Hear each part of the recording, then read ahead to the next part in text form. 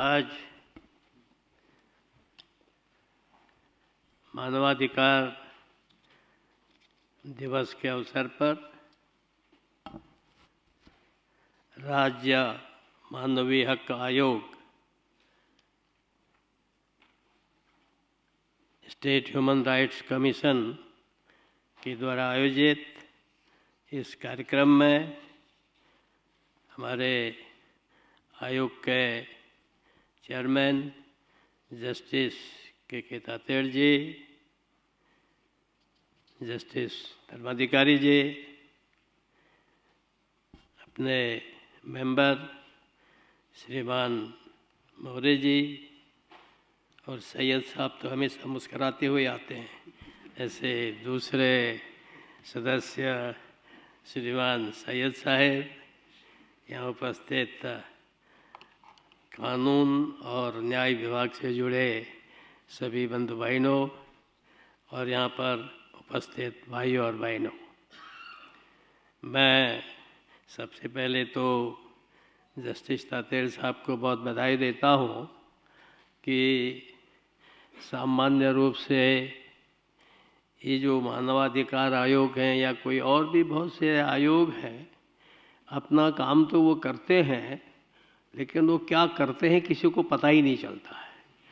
और तातेड़ साहब और ये सैयद जैसे लगे रहते हैं मौर्य साहब कि काम भी करते हैं और बताते भी हैं, क्योंकि काम किया बताया नहीं तो कहाँ से पता चलता है। इसलिए it may sound something different to you धर्माधिकारी जस्टिस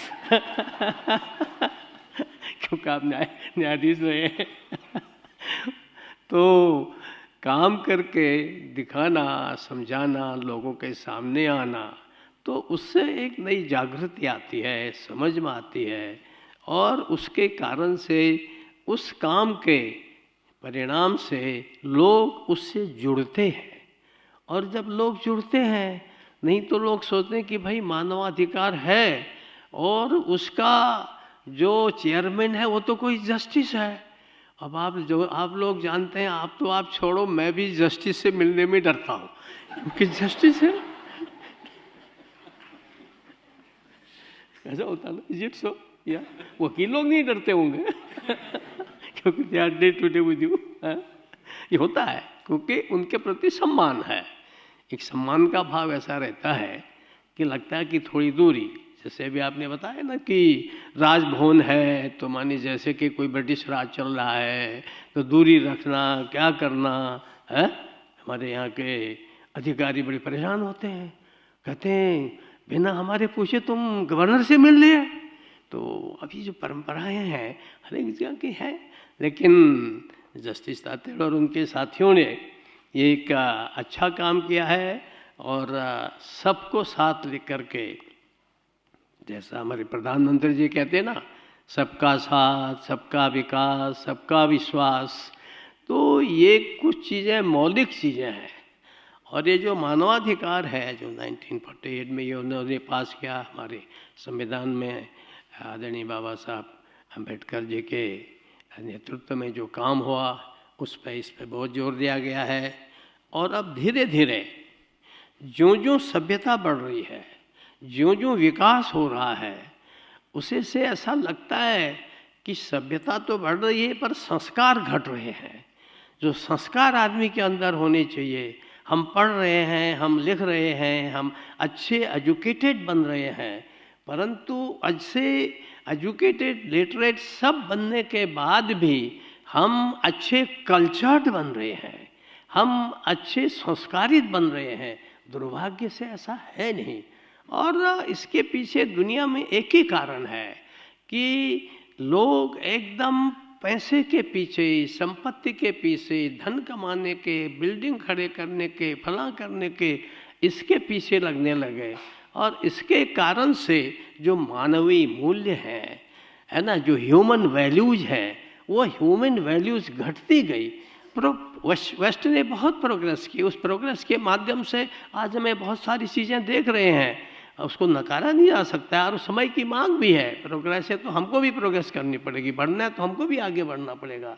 लेकिन मूलभूत हम सब कुछ हो गए, लेकिन हमारे संस्कार अगर ठीक नहीं हुए, हमने अगर एक दूसरे का आदर करना नहीं सीखा, कहने को तो भारत में बोला जाता है यत्र नार्यस्तु पूज्यते रमते तत्र देवता, परंतु आप देखते हैं कि कभी कभी हमारे शिक्षित लोग, पढ़े लिखे लोग कैसे व्यवहार करते हैं।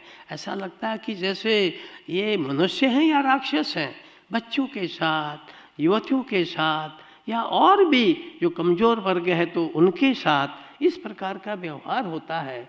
तो ये क्या है?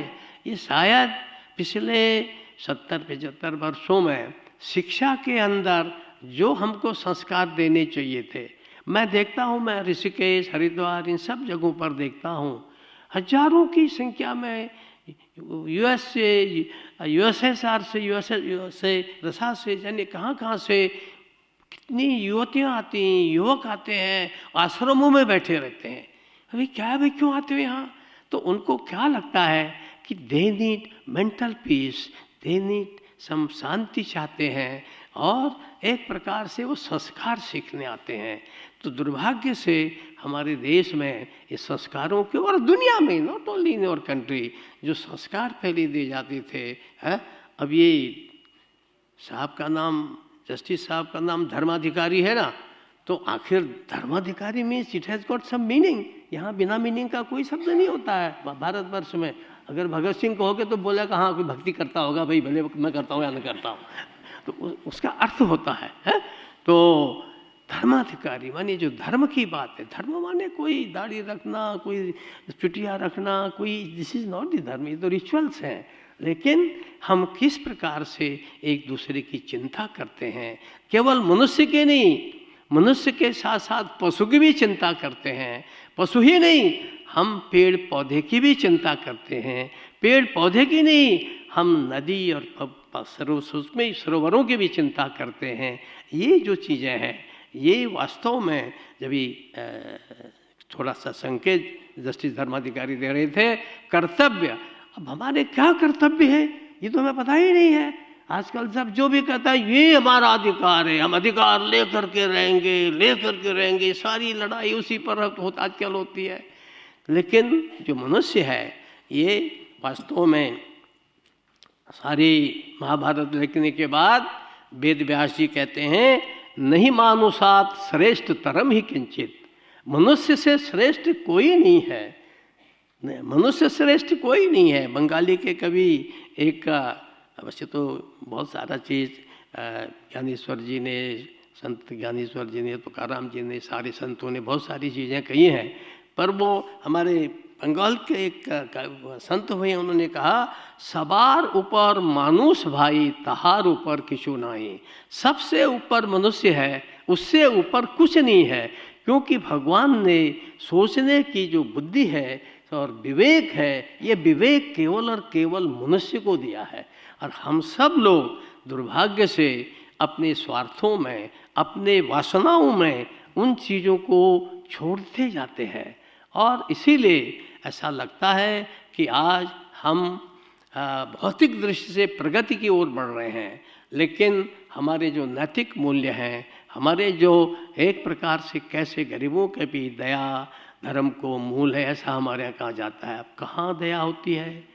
दया करते ही नहीं, लेकिन करते हैं फिर भी। समाज में लोग आज भी एक सेवा करते हैं। मैं बहुत जगह गया हूँ जो दिव्यांगों के स्कूल में, अभी बच्चे देखे उनकी आँख नहीं है, ज्योति नहीं है, कितना सुंदर गा रहे थे, कितना सुंदर स्वागत गीत बोल रहे थे, मन एकदम चित्त प्रसन्न हो गया, ऐसे वचन जिनके, और कितना स्वयं हारमोनियम और तबला बजा रहे थे। क्या शक्ति नहीं है अगर हम उनको, जो अपंग हैं, दिव्यांग हैं, जो कमज़ोर हैं, गरीब हैं, जो ज़रूरतमंद हैं, या जो संकट में है। बहुत बार ऐसा होता है कि आदमी संकट में होता है, बाजार में कोई इसी को मारता है, सब चले जाते हैं छोड़ करके, कोई देखता ही नहीं उसको बचा करके। हाँ, आजकल फ़ोटो ज़रूर खींच लेते हैं, है ना, लेकिन चलो आगे बढ़े। ये इस साहस किसी में होता नहीं है। तो ये एक ऐसी चीज़ है, मैंने ये देखा है, मुझे ध्यान है, मैं एक बार लॉन्ग बैक 40 ईयर्स बैक में, तब कोई अधिकारी या मंत्री संतरी एमएलए नहीं था, मेरे सामने बाजार में, बीच बाजार में दोनों दुकानें, आदमी और 4 लोग एक इंजीनियर को मारने को उसके गाली दे रहे हैं, और एक ने जो सबसे बड़ा दादा वहाँ का था उस जिले का, उसने हाथ उठा दिया। और मेरे जैसे लीन इन थिन को आप कल्पना कर सकते हैं, जस्टिस साहब अपनी तारीफ नहीं करनी चाहिए, पर it is an example what I am telling to you, yes, है ना। तो मैं, भगवान ने मुझे थोड़ी आत्मिक शक्ति दी है, तो इसलिए मैंने झट से गया, मैंने उसके हाथ पकड़ा, उसका नाम, ए भाई क्या कर रहा है? अरे साहब ये बदमाश है। हाँ, मैंने कहा बदमाश है, चलो चलो बाबी करते, ठीक करते इसको। वो सारा चला गया, बेचारा बच गया है, नहीं तो थप्पड़ खाता, बेइज्जत होती। तो एक प्रकार से ये जो आज हमारे अंदर वो भाव चला गया है, और इसीलिए मुझे लगता है कि हम सब लोगों को जब मानवाधिकार की बात हम लोग करते हैं, मैंने बहुत से कानून है, मेरे कानूनविद लोग ज़्यादा जानते हैं, मैं उस पर नहीं जाऊंगा, लेकिन हम सब लोग किस प्रकार से एक हम हमारे मनुष्य हैं, हम इनके अधिकारों का कैसे रक्षा कर सकते हैं, विशेष करके बच्चे हैं, विशेष करके हमारी नारियां हैं, बहनें हैं, हमारे जो दिव्यांग हैं, ऐसे लोग हैं, हम इनको कैसे इनके अधिकारों की रक्षा कर सकते हैं। उस दिशा में केंद्र सरकार, प्रदेश सरकार, उन्होंने अनेक कानून बनाए हैं, और कानूनी नहीं, अनेक सुविधाएं दी हैं। एक प्रकार से गरीब के घर में भी बिजली पहुंच रही है, गरीब के घर में भी शौचालय पहुंच रहा है, गांव-गांव में सड़क भी पहुंच रही है, एक गरीब से गरीब का भी बैंक अकाउंट खुल चुका है। एक से एक केंद्र की ओर से, मोदी जी की ओर से बड़े बड़े प्रयास हो रहे हैं, पर अकेला मोदी तो कुछ नहीं करेगा, अकेला तो कुछ भी नहीं करेगा, करेंगे आप हम सब मिल करके। जैसे उन्होंने कहा सबका साथ, हम सबका साथ होगा, मोदी जी हों, दूसरे जी हों, कोई जी हों, लेकिन हम सबका साथ होगा तो देश आगे बढ़ेगा। देश आगे बढ़ेगा तो हमको देख करके दुनिया भी आगे बढ़ेगी, और वे जो इस प्रकार के अनाचार, अत्याचार इस प्रकार के समाज में होते हैं, उनसे दूर रहेगा। मेरा विश्वास है आप सब लोग इससे जुड़े हुए, और इतनी बड़ी संख्या में आप सब लोग बुला लिए, तो मुझे लगता है तो आप लोगों में तो नेताओं से ज़्यादा ताकत है। तो मैं आप सबका अभिनंदन करता हूँ, और क्योंकि हमारे देश का सिद्धांत केवल मैं और मेरा परिवार नहीं है, केवल मैं और मेरा धर्म नहीं है, हमारा देश का जो सिद्धांत है, सिद्धांत केवल बोलने से नहीं होता, प्रैक्टिकल करने से होता था, और एक ज़माने में प्रैक्टिकली होता था। अभी कौन बोला था अपने छत्रपति शिवाजी महाराज का उदाहरण कि कैसे उन्होंने प्रस्तुत किया करके, शायद हमारे संचालक बोल रहे थे।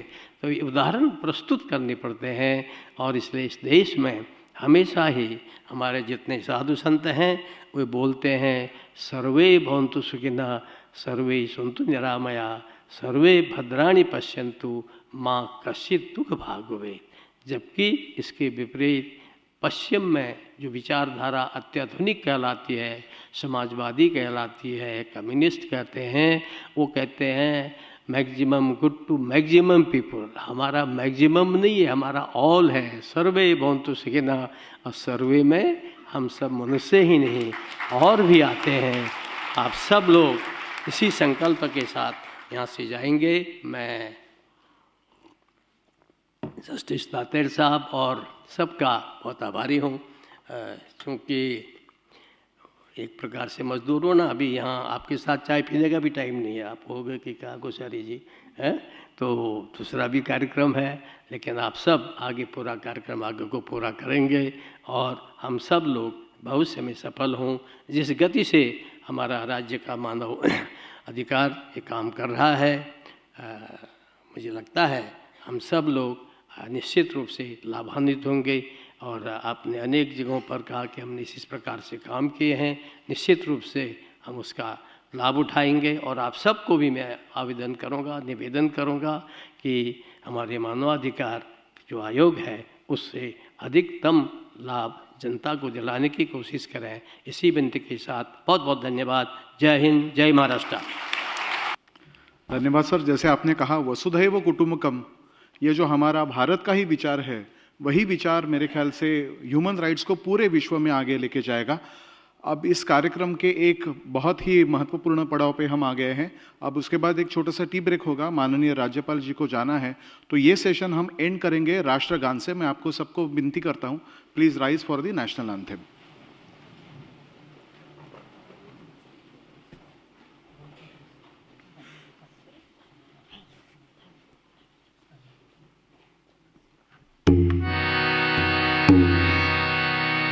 जनगण मन अधिनायक जय हे भारत भाग्य विधाता।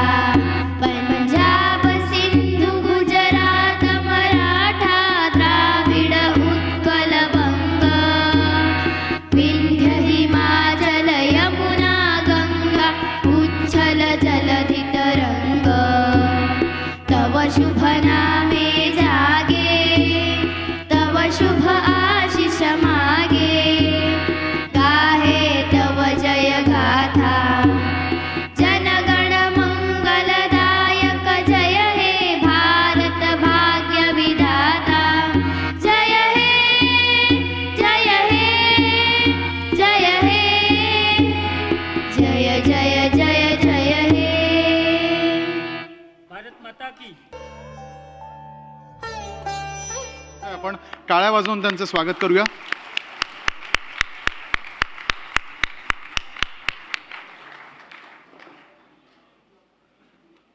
डॉक्टर ओझा।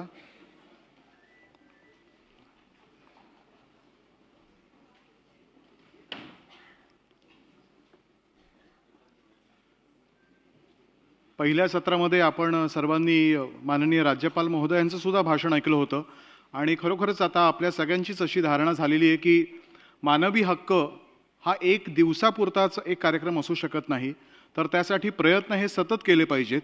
किंवा मानवी हक्कांचा जो मसुदा आहे तो केवळ एक कागदावरचं डॉक्युमेंटसुद्धा असू शकत नाही, इट्स अ लिव्हिंग डॉक्युमेंट। आणि त्याचा इतिहास हा केवळ 75 वर्षांचा नाही आहे, भारतातला तर त्याचा इतिहास हा खरं तर शेकडो नव्हे हजारो वर्षांचा आहे।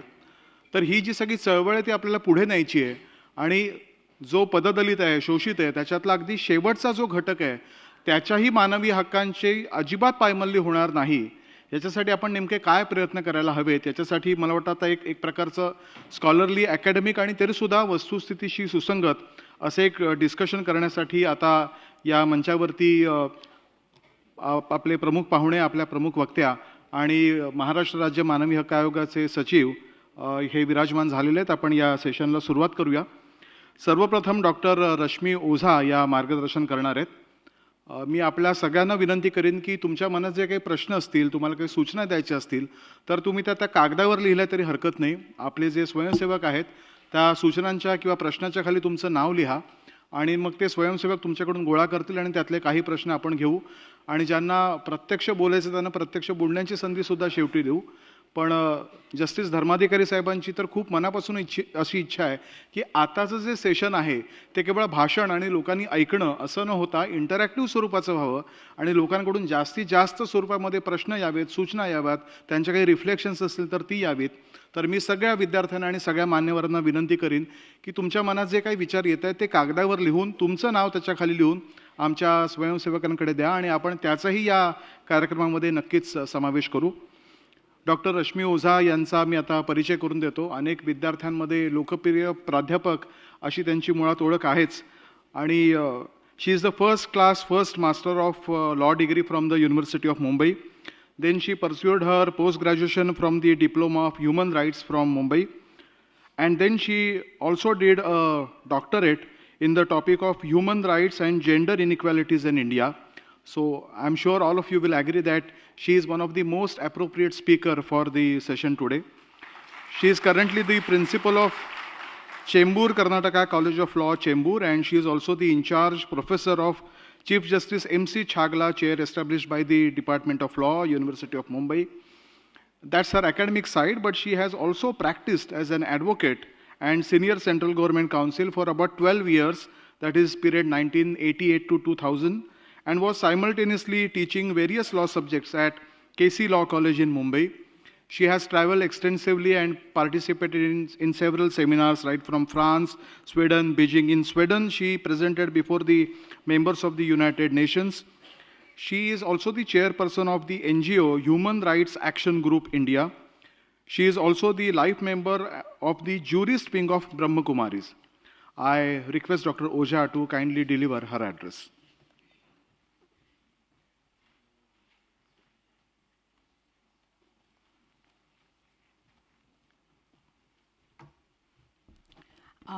Most revered Honorable His Excellency Governor Sir, though he has just left, revered Justice Tated Sir, just Mr. Saeed Sir, More Sir, Honorable Justice S.C. Dharmadhikari Sir, all the esteemed dignitaries present here, the principals, faculties and students, a very good morning to one and all. As you can see on the screen, it's 10th of December 2022 today, and the theme of the United Nations for the year 2022 is dignity, freedom and justice for all. In the morning session, we just heard about the entry into the 75th anniversary of the Universal Declaration of Human Rights, 1948. And the Honorable Governor Sir made a very apt statement that when we speak about human rights and human duties, we should not forget human values. And therefore, a true incident comes to my mind that many years back in the city of New York, when LaGuardia sat and presided as a judge, the former mayor of New York presided as a judge of the court, a very old and feeble person was brought before the court, and he was captured and caught by the two policemen. And the charges against him were that he had stolen a loaf of bread from a shop. After hearing the police, the judge looked at the old man who was with his torn clothes and literally bent, and he looked at him and addressed him as gentleman. Well, gentlemen, law takes its own course without any exceptions. And since you have stolen a loaf of bread, I shall now have to impose fine on you. So I impose fine of $10. The old man, who did not have even 10 cents, was just dumb and shocked, and he started shivering in the court. The judge further looked at him and said, I'm aware you do not have $10 to be deposited in the court, and therefore I shall deposit it on your behalf. And immediately LaGuardia deposited $10 in the court. And then he looked at all the persons present in the court and said that the matter doesn't end here. I shall now have to remit this fine.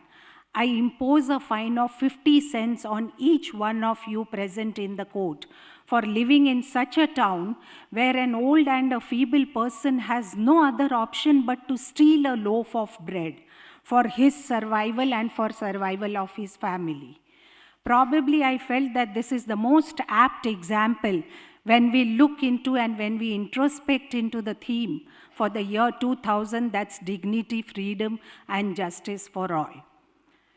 Where are we in India? It's been Azadi Ka Amrut Mahotsav. We completed 75 years of Indian independence. It's been more than 7 decades since the Constitution of India is put in its place. And what is the ground reality?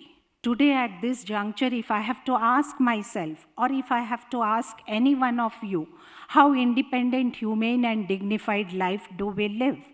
Well, the newspaper reports on international terrorism, international trafficking, communal conflicts, religious rivalries, attacks on minorities, custodial atrocities, arbitrary arrest and detention, and human rights violations every day routinely is an answer in itself.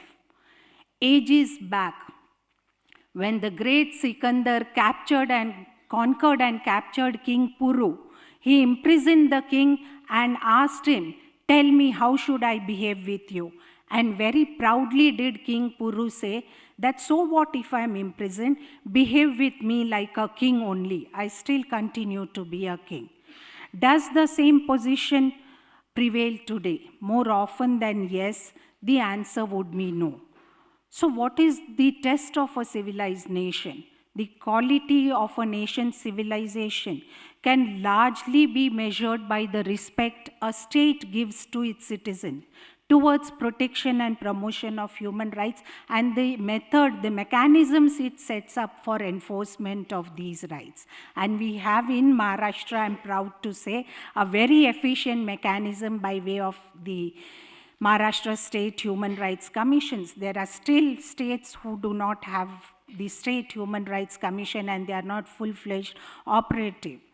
India is signatory to majority of international human rights instruments.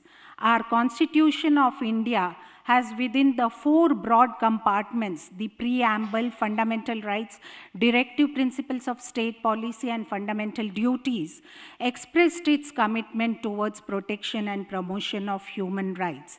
And a free and independent judiciary has also played a very vital role in interpreting various legal provisions in the context of human rights. It will be more apt to cite 2 cases, one of the US Supreme Court and one which happened in India.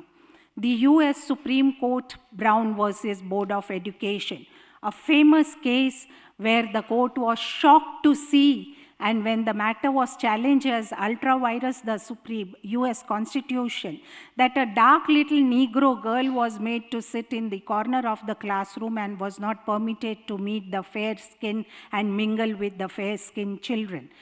This was challenged and the conscience of the judge shook.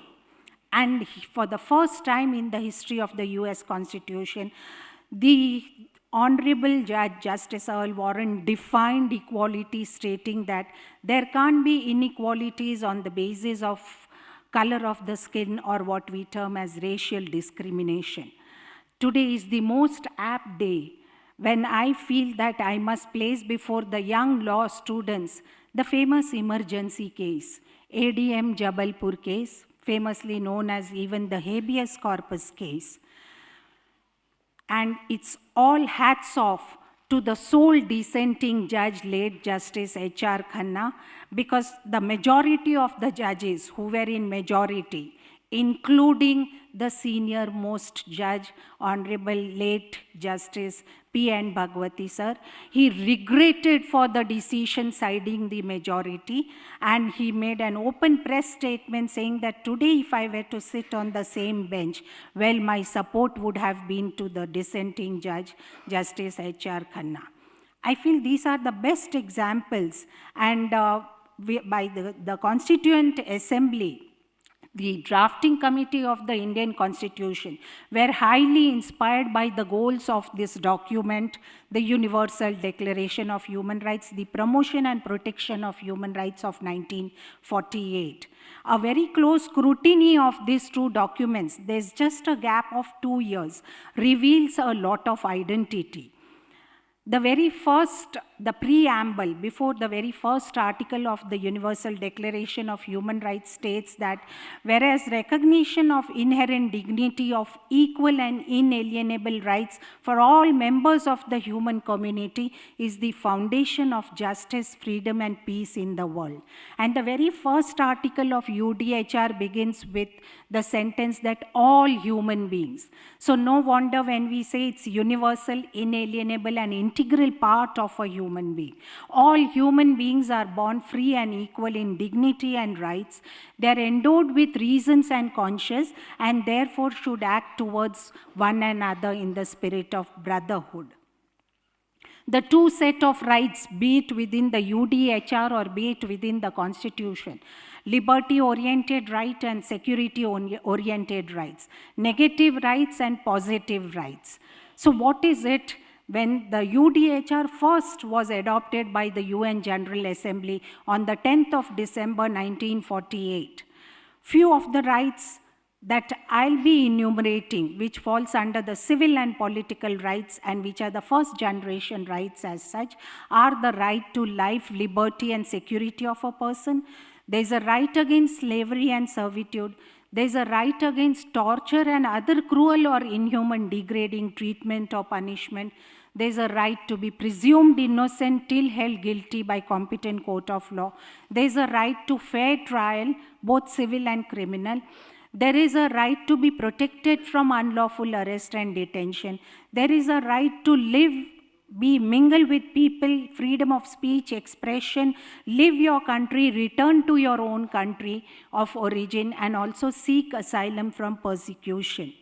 There is a right to protection of ethnic, linguistic, and religious minority, a right to participate in cultural level activities and have share in scientific advancements. Whereas the other set of rights which are more crucial, it strikes me of what late Justice Hosbet Suresh used to say, that when he said that all fundamental rights are human rights, these are the more crucial rights so far as we as a developing nation are concerned. Right to work, right to be protected from unemployment, right to join union. There's a right for equality, equal pay for equal work. There's a right to rest, leisure, periodic holidays with pay and reasonable working hours, just, favorable and humane conditions of work. There's a right to social security in case of sickness, old age, widowhood or disablement, which are beyond the control of human beings as such. There's a right to free and compulsory education till elementary or fundamental level, which we now take pride of post 2002. It's now made a fundamental right by addition of Article 21A within the fundamental rights by virtue of the 86th Amendment to the Constitution.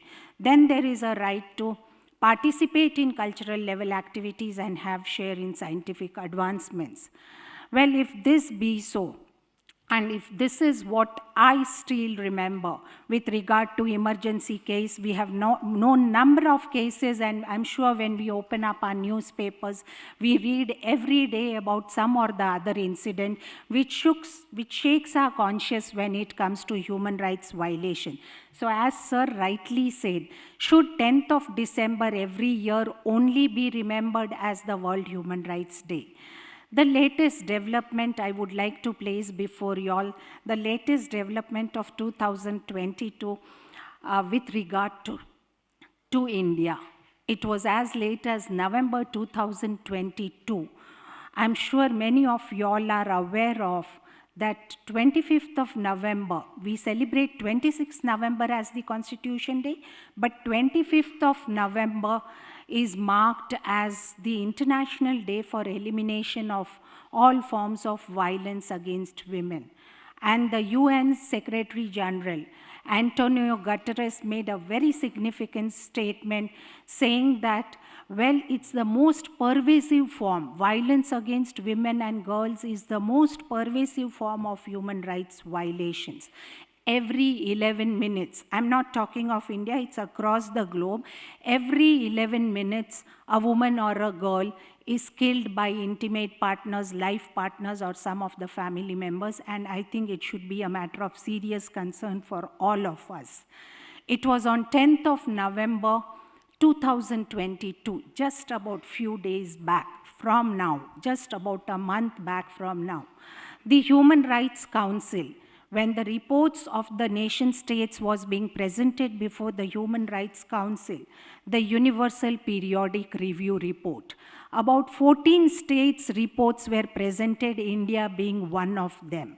And when that was being presented, it was Costa Rica which stated that what is the status and why is it that FGM, the practice of female genital mutilation, has not been eradicated in India. So that cuts a very sorry figure.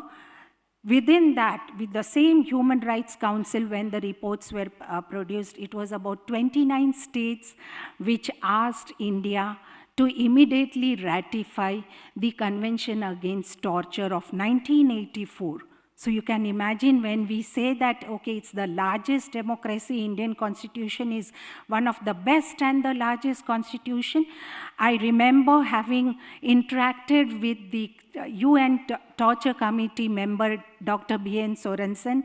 It was as early as 2002 when he asked me, why is India not ratifying the Torture Convention?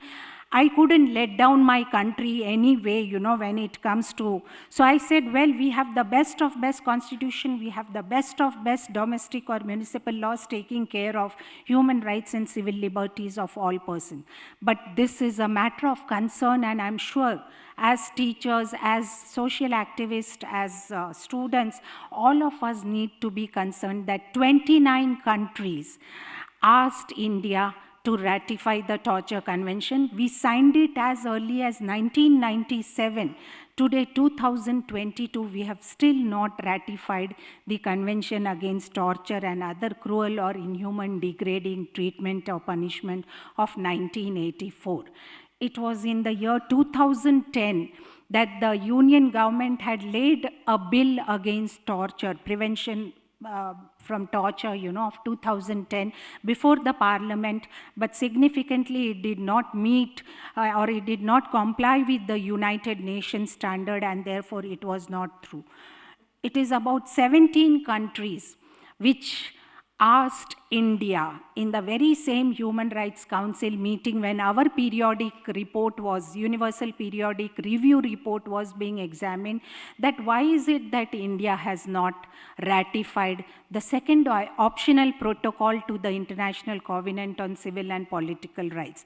The second optional protocol is on abolition of capital punishment or death sentence, which we have not done so far. We ratify the convention, but we very conveniently don't ratify the optional protocols, which are part and parcel of the very same convention as such. So that is what India was asked for. It's just a month back this development has taken place. And then France questioned India just a month back, saying that why is it that India has not ratified the optional protocol, only one optional protocol, to the CEDAW Convention. It is CEDAW, the Convention on the Elimination of All Forms of Discrimination Against Women, which we signed it quite early, and we have not ratified the only protocol which gives rights to our own women to seek redressal before the UN mechanism, before the UN CEDAW committee, after availing all the domestic remedies.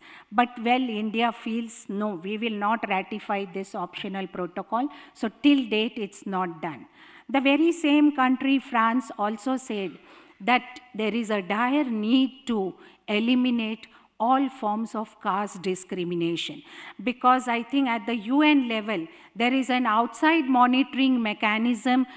There are shadow reports given by the NGOs, and as a result of which, the committee questions a particular nation state as such. So if this be so, I think at the end, I would only like to say that all is still not well with India. We need to still focus our attention. We still need to go a long way when it comes to realization of human rights. You can see, I think there was a screen which was displayed when that AV was, projected as such, that these are the rights relating 4 aspects which we get, by virtue of being human beings. And the Protection of Human Rights Act of 1993 defines under Section 2D that these are the rights relating life, liberty, equality, and dignity of an individual guaranteed by the Indian Constitution or embodied in the international covenants and enforceable by the courts in India. So with all this, and I'm sure everyday newspapers that we read, it should be rather a matter of great concern where India stands in the front of realization of human rights. Thank you so much.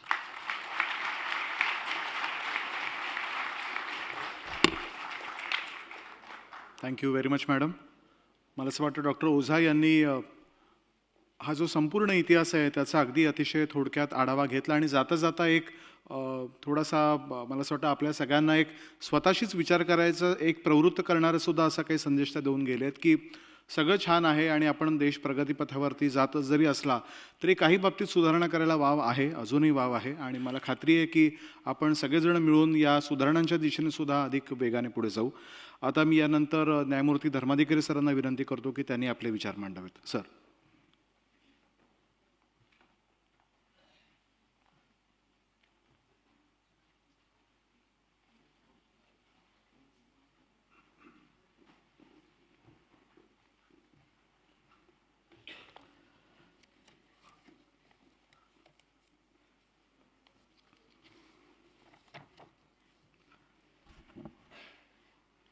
The chairman and members of the Human Rights Commission of Maharashtra and Goa, my esteemed friends from the district judiciary, from the bar, the academic field, Dr. Oza, and friends. As I had told you in the morning session that we do not meet only as a ritual on 10th of December. I have been going and addressing functions regarding human rights, but for past several years I had stopped.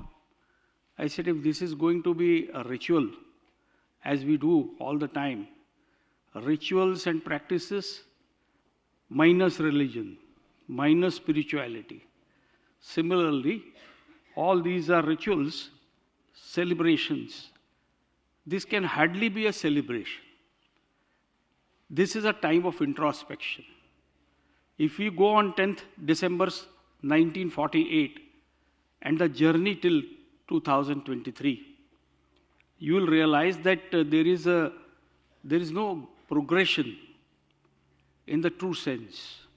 In fact, the progression is reverse, in denial of rights, denial of something which is very basic, fundamental and elementary to human existence.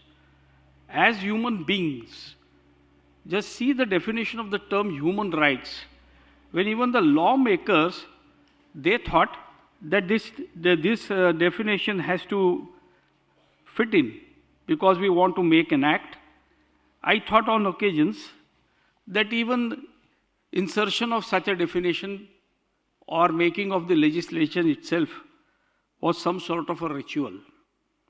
Because human rights is defined in section 2 clause D to mean, it's an exhaustive thing normally when you see the word mean. The rights relating to life, liberty, equality and dignity of the individual guaranteed by the Constitution or embodied in the international covenants and enforceable by courts in India. So what happens is, something which is enforceable by the courts in India are the rights which are summarized and mean to be the human rights. So life, liberty, equality, dignity of the individual guaranteed by the Constitution or embodied in the international covenants and enforceable by courts in India. So if in the Constitution itself, everything is not enforceable by an individual. The directive principles of state policy are fundamental in governance, in legislation making, but not enforceable by courts. Our fundamental duties are not enforceable by courts. We take their aid and assistance in interpreting our statutes and the Constitution itself. What is then the human rights? What are they really?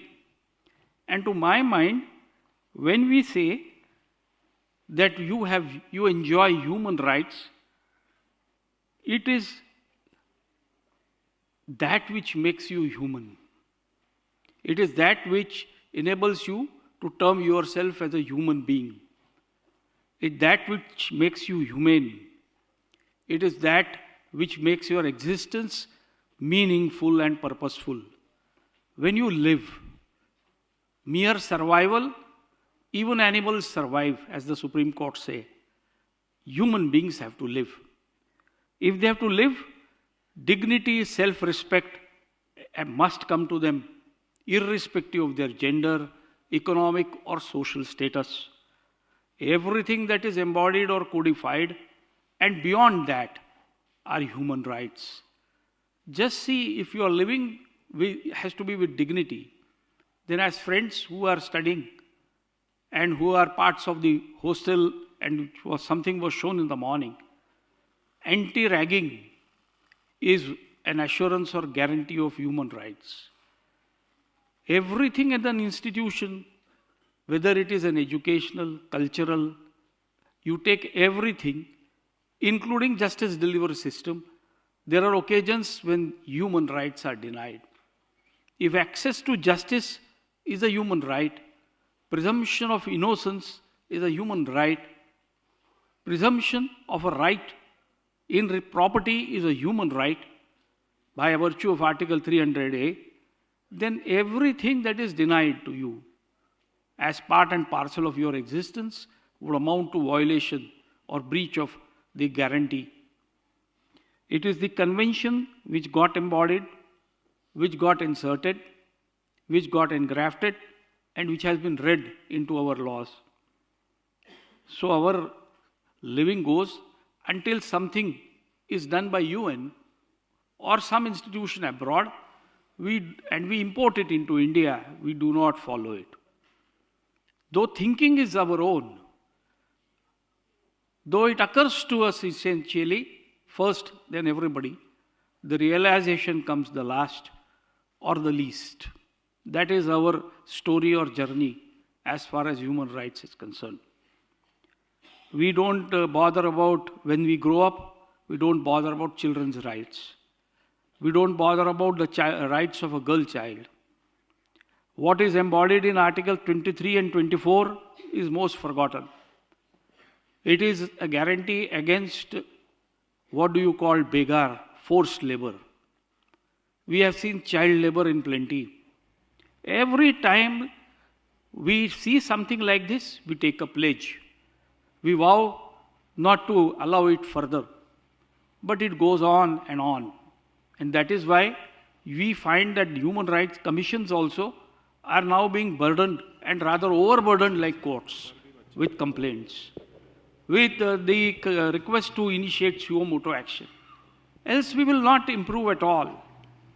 Just see the apathy of individuals who are most concerned or connected with the enforcement of human rights.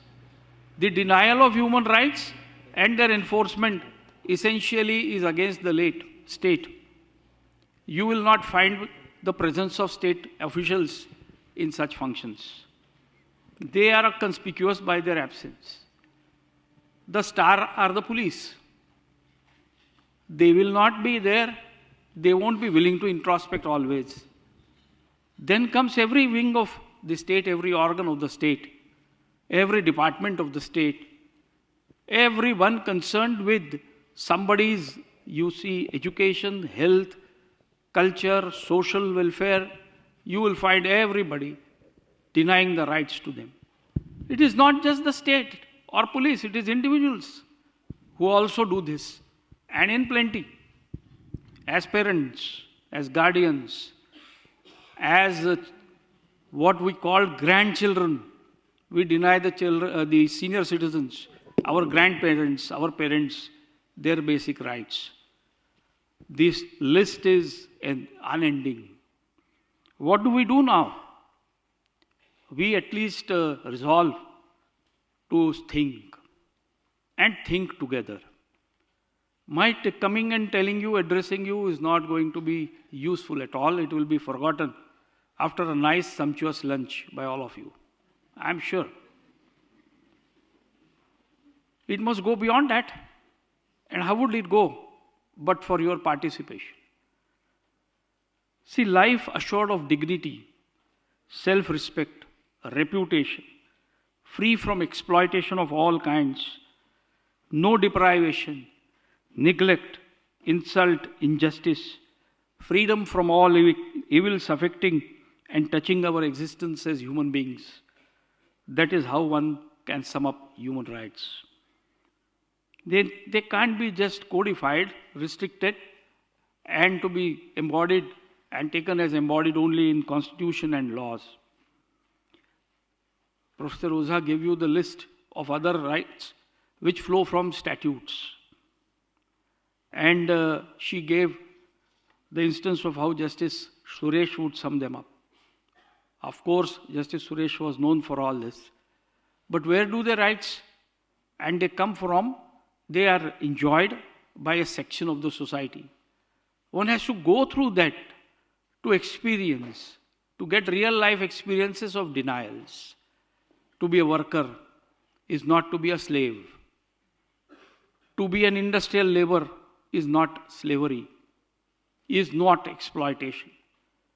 But then we started an era of too much talk of rights, minimal of duty, and total neglect of duties. We'll have to have a blend. The generations today are aware of all this. They are enlightened enough. They need not be lectured. It should not be a 45 minutes classroom lecture ever at any academic institution, including what we have established as state judicial and national judicial academies. It's the duty of every organ of the state to ensure that the legislation and its implementation go hand in hand. Whenever there is a requirement, and why there was a requirement, that I will say in the last. Most unfortunate because it is the Human Rights Commission which was most neglected. Several of the state human rights commissions did not have chairmen. Why? Because the long drawn process of obtaining the consent, willingness of retired chief justices. The law was that you must have a chief justice as a chairman. It had to be amended with passage of time for want of availability, not of talent, but of willingness and consent to serve post-retirement. That is how in 2019 the Chief Justice could nominate, after obtaining a consent and willingness, any judge. See the journey. As Rashmi Oza points out, it is not something that we have achieved. It is the achievement in a negative way. We could not make functional even commissions. Thereafter, we find commissions being denied their basic rights. No working conditions ever. No proper premises. Why? Because they would pull you up. Everybody thought, including the citizens' apathy. The common man feels, oh, I will be answerable. If tomorrow a complaint is made, because the functions of the commission are such, even individuals will be pulled up. That is why collectively we decided to ignore the existence of human rights commissions. It is at our peril. It is because when you are at the receiving end, you realize how the rights can be trampled upon, how they are taken away in a most brutal manner. That is why, friends, I would like all of you to obtain more and more information. If at all there are doubts, please get them clarified. You hardly have such opportunities. You don't have the whole Human Rights Commission of the state present, together with some of the officials and members from the judiciary. So I would love to answer your queries, and I would tell the persons in charge to please go and give opportunity to people present here to pose their questions. Thank you.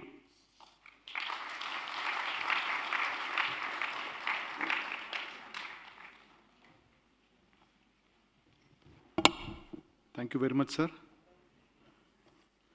हे काही प्रश्न आले आहेत. मला असं वाटतं की काही विद्यार्थ्यांकडून आणि मान्यवरांकडून सर प्रश्न आलेत. मला असं वाटतं की आपण दोन्ही मान्यवर त्याची उत्तरं नक्कीच द्यायचा प्रयत्न कराल.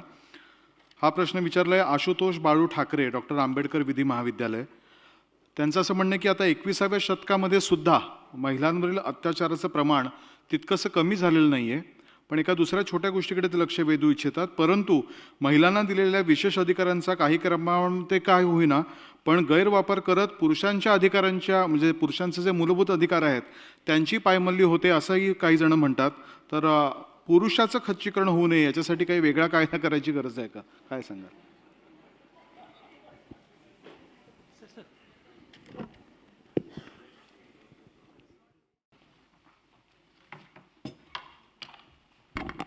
छोटं छोटं